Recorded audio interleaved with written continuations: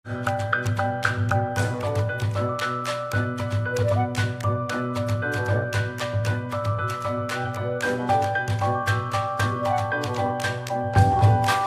everyone, in this video lecture we will basically discuss about the basic idea of colloids. As you know that there are three different type of categories of a mixture, that is true solution, colloids and suspension. Basically colloids are the intermediate state between true solution and suspension. तो अगर हम जो mixture की तीन different categories हैं इनके बारे में डिस्कशन करें तो हमारे पास फर्स्ट कैटेगरी है ट्रू सॉल्यूशन। तो ट्रू सॉल्यूशन में बेसिकली पार्टिकल साइज बहुत छोटा होता है। तो क्लासिफिकेशन जो है true solution colloid basically particle size के बेसिस पे हम करते हैं, बट काफ़ी अलग प्रॉपर्टीज़ भी हैं जो इनको अलग अलग कैटेगरीज में क्लासिफाई करती हैं। तो उन्हीं का हम आज बेसिकली डिस्कशन करेंगे। तो ट्रू सॉल्यूशन जो इनका पार्टिकल साइज बहुत छोटा होता है, ऑलमोस्ट 1 नैनोमीटर से भी आप ये कह सकते हैं कि इनका जो पार्टिकल साइज है वो छोटा होता है। तो 1 nm से भी हमारे पास छोटा है। और अगर हम पार्टिकल साइज को इंक्रीज़ कर दें और ट्रू सॉल्यूशन से बड़े पार्टिकल साइज को अगर हम सपोज करें और इसकी जो रेंज है वो ऑलमोस्ट 1 नैनोमीटर टू 1000 नैनोमीटर के बीच की हो, तो इसको हम क्या कहेंगे, कोलॉइड्स। तो कोलॉइड्स के लिए जो रेंज है वो हमारे पास 1 नैनोमीटर टू 1000 नैनोमीटर है। इसके बाद जो लास्ट कैटेगरी है वो है हमारे पास सस्पेंशन। तो अगर पार्टिकल साइज और ज़्यादा बड़ा हो जाए तो इसको हम क्या कहेंगे, सस्पेंशन।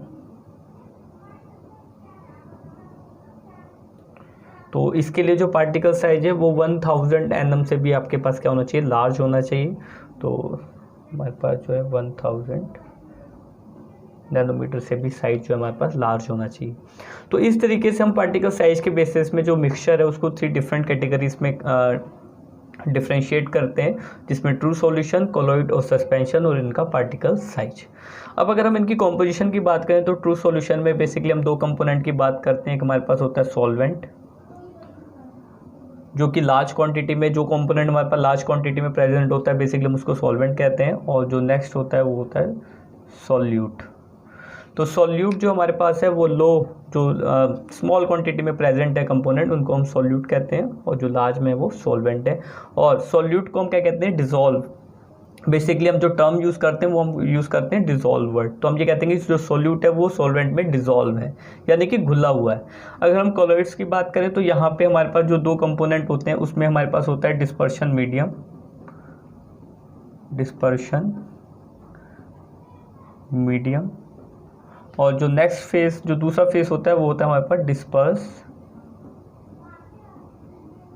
फेस। तो डिस्पर्शन मीडियम और डिस्पर्स फेस 2 कंपोनेंट हम बेसिकली इसमें क्लासिफाई करते हैं।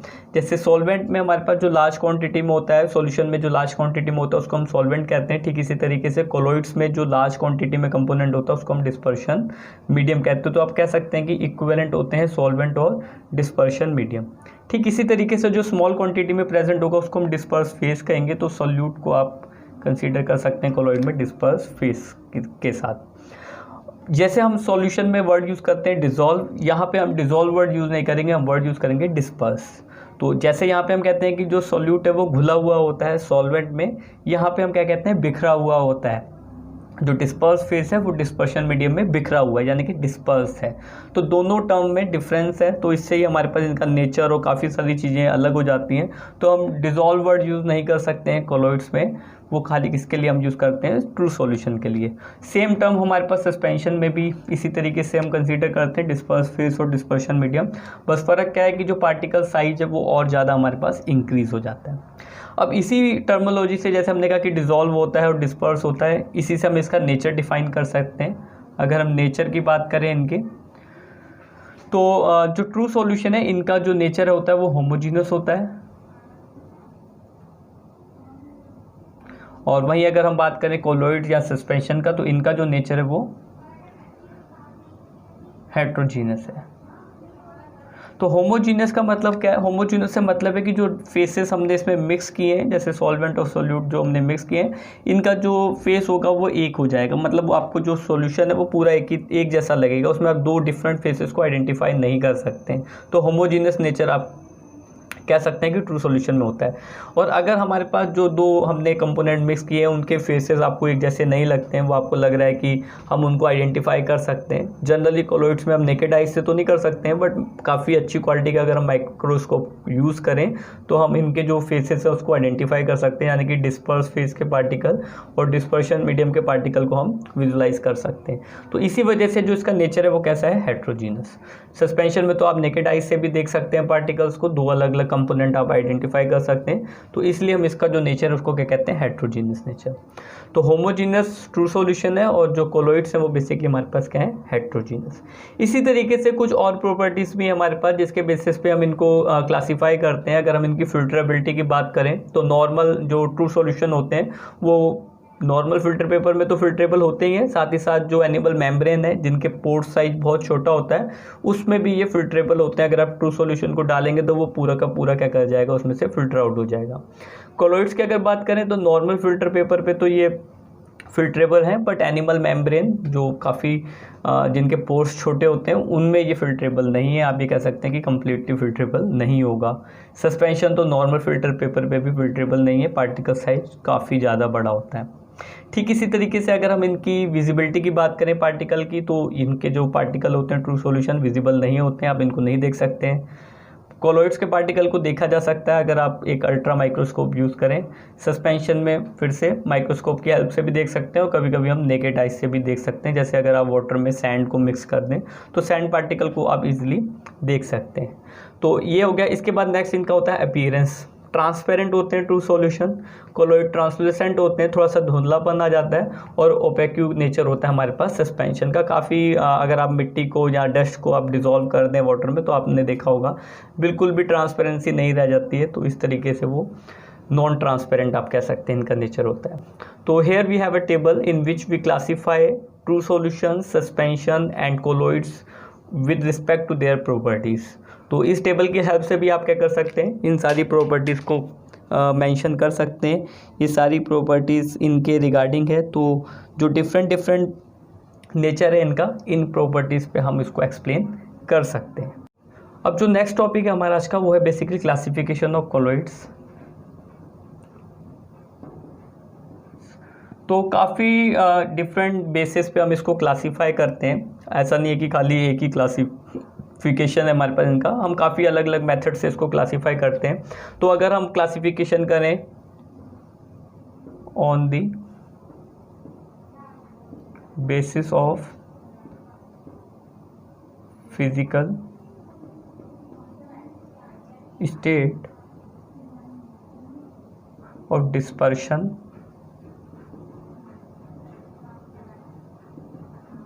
Medium and dispersed phase. तो डिस्पर्शन मीडियम और डिस्पर्स फेस की फिजिकल स्टेट को देख के हम क्या कर सकते हैं, कोलॉइड्स को क्लासीफाई कर सकते हैं।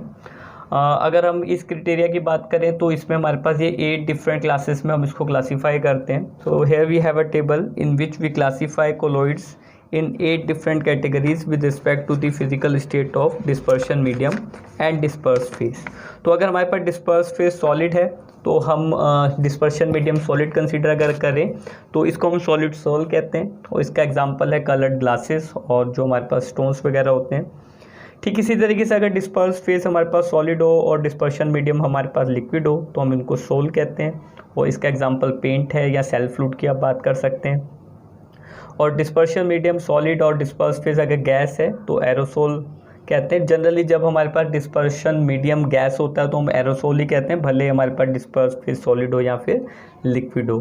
तो सॉलिड डिस्पर्स फेज हो और डिस्पर्शन मीडियम हमारे पास गैस हो तो ऐसा एग्जांपल स्मोक है। स्मोक में आपने देखा होगा जो डस्ट जो पार्टिकल्स होते हैं सॉलिड पार्टिकल वो जनरली कार्बन के होते हैं, तो इसलिए ये हमारे पास एरोसोल की कैटेगरी में आता है। नेक्स्ट अगर डिस्पर्शन मीडियम लिक्विड है और डिस्पर्स फेज सॉलिड है तो जेल कहते हैं, और इसके एग्जांपल चीज़, बटर और जेलीस वगैरह है। और जो नेक्स्ट है वो काफ़ी इंपॉर्टेंट है, लिक्विड अगर हमारे पास डिस्पर्स फेज भी लिक्विड है और डिस्पर्शन मीडियम भी लिक्विड है तो इमल्शन कहते हैं। और मिल्क और क्रीम्स वगैरह जो हैं वो इसके एग्जांपल हैं। नेक्स्ट कैटेगरी में डिस्पर्स फेस हमारे पास लिक्विड है और डिस्पर्शन मीडियम हमारे पास गैस है। ठीक इसी तरीके से इसको भी हम एरोसोल कहेंगे, और इसके एग्जांपल फोग, मिस्ट और क्लाउड है। जनरली आपने देखा होगा एयर में छोटी छोटी जो ड्रॉपलेट्स होती हैं उससे फॉग जनरेट होता है। तो उसमें जो हमारे पास डिस्पर्स फेज है वो लिक्विड पार्टिकल्स हैं और डिस्पर्शन मीडियम गैस है, तो इसको हम एरोसोल कहेंगे। नेक्स्ट कैटेगरी में गैस डिस्पर्स फेस हो और डिस्पर्शन मीडियम सॉलिड हो, तो इसको हम सॉलिड सोल कहते हैं। प्यूमिक स्टोन और फोम रबर वगैरह इसके एग्जांपल हैं। जनरली प्यूमिक स्टोन में क्या होता है, छोटे छोटे पोर्स होते हैं जिसमें एयर हमारे पास प्रेजेंट होती है और इसीलिए हम उस जो एयर है यानी कि गैस है उसको डिस्पर्स फेस कंसीडर करते हैं। तो जो लास्ट कैटेगरी है उसमें हमारे पास डिस्पर्स फेस गैस है और डिस्पर्शन मीडियम लिक्विड है जिसको हम फोम कहते हैं, और इसके जो एग्जांपल है वो है फ्रोथ और सोप लेदर वगैरह। तो जो झाग हम सोप से फॉर्म करते हैं वो जनरली इसी कैटेगरी में आता है, उसमें डिस्पर्शन मीडियम लिक्विड है और डिस्पर्स फेस हमारे पास गैस है। इस तरीके से हम क्या कर सकते हैं, जो फिजिकल स्टेट है उसके बेसिस पे कोलॉइड्स को क्लासीफाई कर सकते हैं 8 डिफरेंट कैटेगरीज में। ठीक इसी तरीके से जो नेक्स्ट क्लास है हमारे पास क्लासिफिकेशन की वो और ज़्यादा इम्पोर्टेंट हो जाती है, क्योंकि जो नेक्स्ट क्लास है उसमें हम क्लासिफिकेशन करेंगे जो इंट्रैक्शन है, जो नेचर है इंट्रैक्शन का डिस्पर्शन मीडियम और डिस्पर्स फेस में। तो जो नेक्स्ट है हमारे पास सेकंड क्लासिफिकेशन है on the basis of nature of interaction between disperse phase and dispersion medium।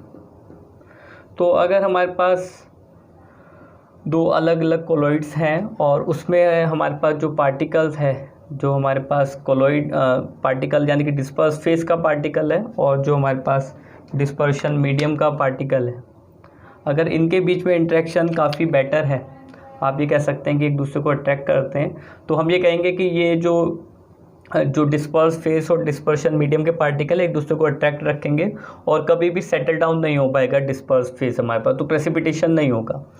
और इसी तरीके से अगर इंट्रैक्शन बढ़िया नहीं है, इन दोनों के बीच में बहुत अच्छा इंट्रैक्शन नहीं है डिस्पर्स फेस और डिस्पर्शन मीडियम के पार्टिकल के बीच में, तो इनको फॉर्म करना भी टफ होगा और इनका जो प्रेसिपिटेशन है वो भी इजीली हो सकता होगा। तो इस तरीके से आप दो कैटेगरी को सपोज कर सकते हैं। तो जहाँ पे इंट्रैक्शन बेटर होता है इनको हम कहते हैं लायोफिलिक,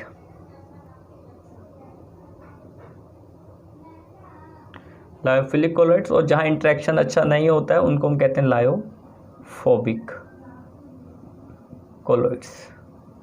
तो लायोफिलिक से मतलब है कि लिक्विड लवर्स और लायोफोबिक से मतलब है लिक्विड हिटिंग। तो यहाँ पे लिक्विड लवर का मतलब है कि जो डिस्पर्शन मीडियम है वो हमारे पास लिक्विड होगा और जो डिस्पर्स फेज होगा वो उसके साथ इंट्रैक्शन रखेगा या इंट्रैक्शन बहुत अच्छा होगा इनके बीच में, इसीलिए लायोफिलिक वर्ड यूज़ करते हैं। और यहाँ पे लायोफोबिक यानी कि जो लिक्विड डिस्पर्शन मीडियम होगा उसमें डिस्पर्स फेज के जो पार्टिकल होंगे वो इंट्रैक्ट नहीं करेंगे, तो इसलिए इनको लायोफोबिक कोलॉइड्स कहते हैं। तो इनकी इसी जो नेचर है इस पे हम इनकी जो प्रॉपर्टीज है उनको क्लासीफाई करते हैं। अगर हम लायोफिलिक की बात करें तो प्रिपेयर करना काफ़ी इजी होता है, जस्ट डिज़ोल्व करते ही हमारे पास क्या होता है, ऐड करते ही हमारे पास ये फॉर्म हो जाएगा। वही लायोफोबिक को फॉर्म करने के लिए हमको स्पेशल टेक्निक्स का यूज़ करना पड़ता है जिनको हम आने वाले लेक्चर में डिस्कस करेंगे। नेक्स्ट इनकी जो नेचर है वो रिवर्सिबल होता है, इसका रिवर्सिबल नेचर होता है। अब रिवर्सिबल को अगर आप इसके रिगार्डिंग समझना चाहें तो यहाँ पे रिवर्सिबिलिटी का मतलब है कि अगर हम इसका प्रेसिपिटेशन कर दें किसी मेथड के थ्रू या किसी भी तरीके से हम डिस्पर्शन मीडियम को निकाल दें और जो डिस्पर्स फेज है खाली वो रह जाएगा, उसके बाद अगर हम डिस्पर्शन मीडियम को ऐड करें और अगर कोलॉइड दोबारा से फॉर्म हो जाए तो हम उसको कहते हैं रिवर्सिबल नेचर। और अगर प्रेसिपिटेशन होने पे या डिस्पर्शन मीडियम को हटाने पे खाली डिस्पर्स फेस अगर हमारे पास रह गया, दोबारा से डिस्पर्शन मीडियम को ऐड करने पे कोलॉइड फॉर्म ना हो तो उसको हम इरिवर्सिबल नेचर कहते हैं।